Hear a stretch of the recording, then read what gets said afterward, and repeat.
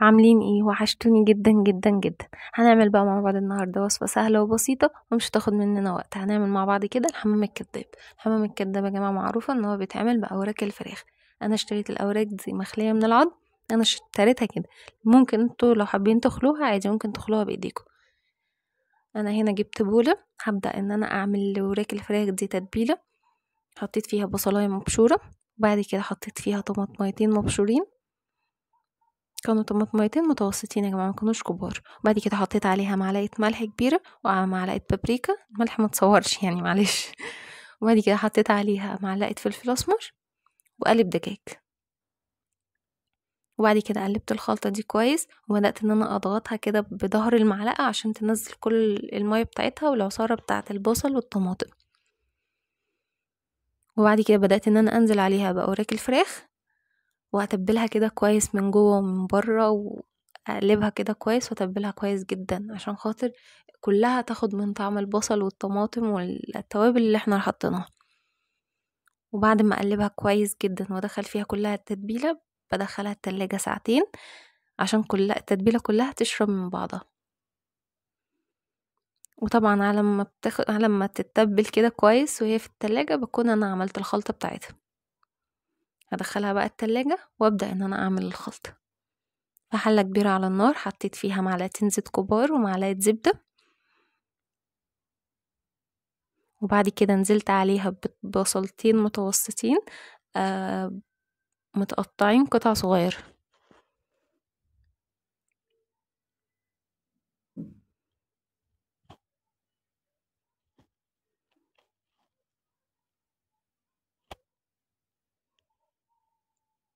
وبعد كده نزلت عليها بطماطماية مبشورة، طماطماية كبيرة أو طماطميتين متوسطين برضو. وبعد كده بدأت ان انا اقلبها كويس لحد ما الطماطم ابتدت تتسبك كده وتطلع كده الزيت يطلع كده الزيت على الوش. وبعد كده نزلت عليها بالكبد والقوانص، وبدأت ان انا اشوح في الكبد والقوانص كويس. وبعد كده نزلت عليها بالفلفل. انا كان عندي هنا قرن فلفل اصفر بس، ممكن بقى تحطوا قرن فلفل اخضر، ممكن تحطوا فلفل الوان. طبعا المتوفر عندكم ممكن تحطوه عادي. وبعد كده تبلتها بمعلقه صغيره فلفل اسمر ومعلقتين ملح، وحطيت عليها قلب دجاج برضو. يا جماعه اللي مش بيحب مرقه الدجاج ممكن ما يحطهاش، لكن انا بحبها يعني، بتخلي طعم الاكل مسكر شويه. واول ما الكبد والقوانص بتاعتي تستوي كده، هنزل عليها بالرز. انا مستخدمه هنا رز بسمتي مغسول ومنقوع، ده حوالي كيلو. انتوا ممكن لو حابين ان انتوا تستخدموا الرز المصري عادي، الرز العادي اللي هو البلدي بتاعنا العادي ده ممكن تستخدموه عادي، مش هيغير اي حاجه. ولكن انا حبيت ان انا استخدم ده، بياخد طعمه كده في حته تانية يعني، بيبقى طعمه رهيب قوي. وبعد كده نزلت عليها بكوبايتين ميه. انا مش عايزه الميه تغطي الرز، انا عايزه الميه تبقى نص الرز كده، ان انا عايزه الرز يبقى مستوي نص سوا بنسبه 50% بس. وبعد كده جبت اوراق الفراخ، طبعا هي كده اتبلت كويس. انا عايزه اقولك يا جماعه، لما بتشرب من التتبيله دي بتاخد طعمها في حته تانية يعني، اهم حاجه بالنسبه لي اصلا التتبيله. وبعد كده بدات ان انا احشيها بالرز بالخلطه بتاعتنا كويس، وبدات ان انا اقفلها كده بالجلد. ممكن تحطوها كده في قلب الصينيه، وممكن تقفلوها بخلال السنان، وممكن تخيطوها بإبرة وخيط. ولكن هو افضل حاجة ان انتوا ممكن تستخدموا الخلل بتاعة السنان، دي افضل حاجة واحسن حاجة. انا استخدمت هنا دبابيس كبيرة شوية، ولكن انا منصحش حد يعمل كده، لانها ممكن ايه يعني، انا عديتهم كام دبوس وبدأت ان انا اعملهم، وقبل ما بقدمها كنت ببقى شايلة الدبابيس كلها.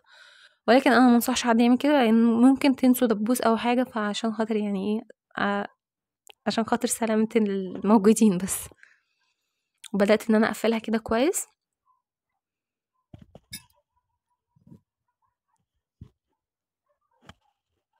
وبعد كده بنقلهم كلهم في قلب طبق تاني. طبعا مش محتاجة اقول لكم، لو وصلتوا لحد هنا متنسوش تعملوا لايك للفيديو، تعملوا سبسكرايب للقناة. انا اسمي لو أميرة. أول مرة تشوفوني متنسوش تكتبوا لنا في الكومنتات انتوا بتتابعونا منين. وبعد كده انا بدأت ان انا الف الحشوة كده كويس بالجلد بتاع الوراك. وبعد كده بدأت ان انا اقفلها.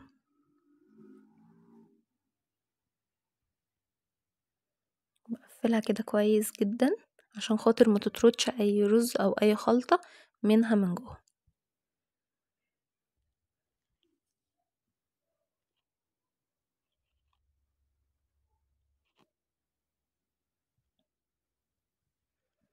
وبس كده انا خلصت كل الكمية اللي انا عملتها النهاردة. انتوا ممكن تستخدموا، طبعا مش لازم تستخدموا 4 وراك، انا كنت عاملة 4 وراك. طبعا انتوا بتقدروا تستخدموا على حسب عددكم. وبس كده انا خلصت الحشو. في صينية بايركس او اي صينية فرن، حطيت فيها بطاطستين متقطعين مكعبات، وحطيت فيها بصلاية متقطعة شرايح. ممكن تحطوا فلفل، ممكن تحطوا جزر المتوفر عندكم ممكن تحطوه. بعد كده حطيت شوية من قلب التتبيلة بتاعة الوراك اللي انا كنت متبلة فيها الوراك من الاول. وبعد كده بدأت ان انا ارص الوراك بتاعتي. وبعد كده حطيت عليها شوية من قلب التتبيلة اللي انا برضو كنت مستخدمة هنا. حطيت شوية على البطاطس وشوية على الوراك. وبعد كده غطيتها بورق زبدة، غطيتها بورق فويل، ودخلتها في الفرن على درجة حرارة 180 في الرف اللي تحت. وبعد كده لمدة ساعة. وبعد كده طلعتها حطيتها تحت الشواية، خدت اللون الجميل خدت اللون التحفة ده. وبعد كده قدمتها. وبألف هنا وربنا يحسن ما بين ايديكم. وخلص الفيديو بتاعنا النهارده، متنسوش تعملوا لايك للفيديو، واشوفكم بكره ان شاء الله في فيديو جديد. باي باي.